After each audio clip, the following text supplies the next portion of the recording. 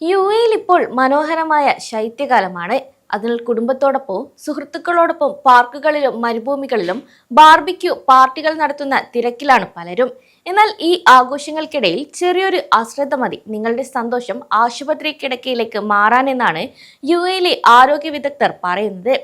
കാരണം മറ്റൊന്നുമല്ല, ശൈത്യകാലത്ത് ബാർബിക്യൂവും ക്യാമ്പിങ്ങും കൂടുമ്പോൾ വൈറൽ ഭക്ഷ്യരോഗങ്ങളും വർദ്ധിക്കുന്നുവെന്നാണ് പുതിയ റിപ്പോർട്ടുകൾ വ്യക്തമാക്കുന്നത്. ഇതിന്റെ അടിസ്ഥാനത്തിൽ ദുബായിലെ ഡോക്ടർമാർ പൊതുജനങ്ങൾക്കായി കർശന ജാഗ്രതാ നിർദ്ദേശം നൽകി. സാധാരണ വേനൽക്കാലത്താണ് ഏറ്റവും കൂടുതൽ ഭക്ഷണത്തിൽ നിന്ന് അസുഖങ്ങൾ വരുന്നത്. എന്നാൽ ശൈത്യകാലവും ഒട്ടും മോശമല്ല. ഇവിടെ നോറോ വൈറസ് പോലുള്ള വൈറസുകളാണ് വില്ലന്മാരാകുന്നത്.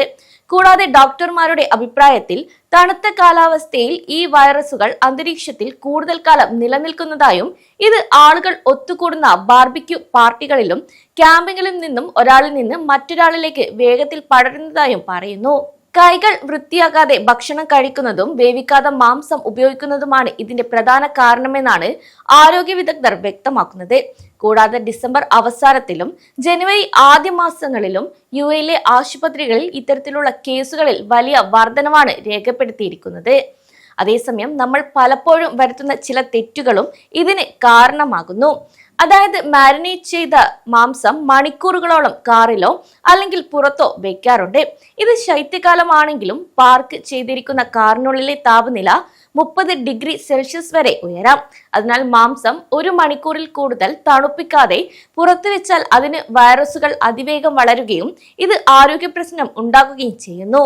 മറ്റൊരു പ്രധാന പ്രശ്നം ക്രോസ് കണ്ടാമിനേഷൻ ആണ്. അതായത് പച്ച മാംസം വെച്ച അതേ പ്ലേറ്റിലോ പാത്രത്തിലോ തന്നെ പാകം ചെയ്ത മാംസം വിളമ്പുന്നു. ഈ പച്ച മാംസം മുറിക്കാൻ ഉപയോഗിച്ച കത്തിയും ബോർഡും ശരിയായി കഴുകാതെ സാലഡ് മുറിക്കാൻ ഉപയോഗിക്കുന്നതും ഇത്തരം വലിയ പ്രശ്നങ്ങൾ ഉണ്ടാക്കുന്നു. അതേസമയം മാരിനേറ്റ് ചെയ്ത സീ ഫുഡുകളും മാംസവും ശരിയായ രീതിയിൽ വേവിച്ചില്ലെങ്കിൽ അണുബാധ ഉറപ്പാണ്. അതിനാൽ രോഗലക്ഷണങ്ങൾ കണ്ട ഉടൻ തന്നെ വൈദ്യസഹായം തേടേണ്ടതുണ്ട്. ചില ആളുകളിൽ ആദ്യം സാധാരണ വയറുവേദനയാണ് വരിക.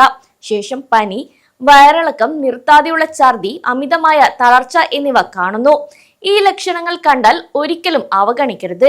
എത്രയും പെട്ടെന്ന് തന്നെ ചികിത്സ തേടേണ്ടതുണ്ട്. പ്രത്യേകിച്ച് കുട്ടികൾ, പ്രായമായവർ, പ്രമേഹ രോഗികൾ എന്നിവർക്ക് അണുബാധയുണ്ടായാൽ പെട്ടെന്ന് നിർജ്ജലീകരണം സംഭവിക്കാനും സാധ്യതയുണ്ട്. അതിനാൽ ഇവർക്ക് പ്രത്യേക ശ്രദ്ധ ആവശ്യമാണ്. അതേസമയം ഇത്തരം സാഹചര്യം ഒഴിവാക്കാനായി ആരോഗ്യവകുപ്പ് ചില മാർഗനിർദ്ദേശങ്ങൾ കൂടെ നൽകിയിട്ടുണ്ട്. അതായത് ഭക്ഷണം പാകം ചെയ്യുന്നതിന് മുൻപും കഴിക്കുന്നതിന് മുൻപും സോപ്പിട്ട് നന്നായി കഴുകണം. കൂടാതെ മാംസം ഐസ് ബോക്സിലോ കൂളറിലോ മാത്രം സൂക്ഷിക്കുക. ഒപ്പം പുറത്തെടുത്തു കഴിഞ്ഞാൽ ഉടൻ തന്നെ ഗ്രില്ല് ചെയ്യാനും ശ്രമിക്കണം. കൂടാതെ പച്ച മാംസത്തിനും പാകം ചെയ്ത ഭക്ഷണത്തിനും വെവ്വേറെ പാത്രങ്ങളും കത്തികളും ഉപയോഗിക്കേണ്ടതുണ്ട്. കൂടാതെ മാരിനേറ്റ് ചെയ്ത മാംസം വേവിക്കാതെ ബാക്കി വരുന്ന മസാല വീണ്ടും ഉപയോഗിക്കാൻ പാടില്ല. ഒപ്പം ചിക്കനും മറ്റ് മാംസങ്ങളും ഉൾപ്പെടെ നന്നായി വെന്തെന്ന് ഉറപ്പുവരുത്തേണ്ടതും അത്യാവശ്യമാണ്. ഈ കാര്യങ്ങൾ നിർബന്ധമായും ഓരോ പ്രവാസിയും പാലിക്കണമെന്നും വ്യക്തമാക്കി. അതേസമയം ശൈത്യകാലം ആഘോഷിക്കാനുള്ളതാണ്, മറിച്ച് അസുഖം വരാനുള്ളതല്ല. അതിനാൽ ചെറിയ മുൻകരുതലുകൾ എടുത്താൽ നമുക്ക് ഈ ഒരു സീസൺ ആരോഗ്യകരമായി ആസ്വദിക്കാം.